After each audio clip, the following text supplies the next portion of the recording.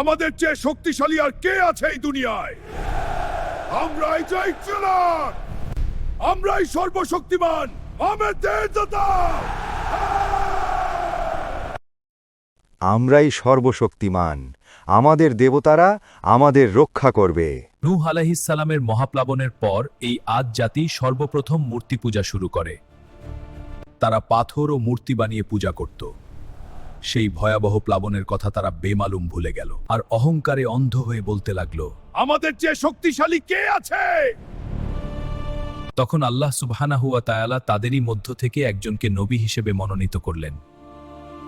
তিনি হলেন হুদ আলাইহিসসালাম, আদ জাতিরই ভাই, তাদেরই সন্তান। হে আমার জাতি, তোমরা আল্লাহর ইবাদত করো। তিনি ব্যতীত তোমাদের কোনো উপাস্য নেই। তোমরা কি আল্লাহকে ভয় করবে না? হে হুদ, আমরা তোমাকে নির্বুদ্ধিতায় লিপ্ত দেখছি।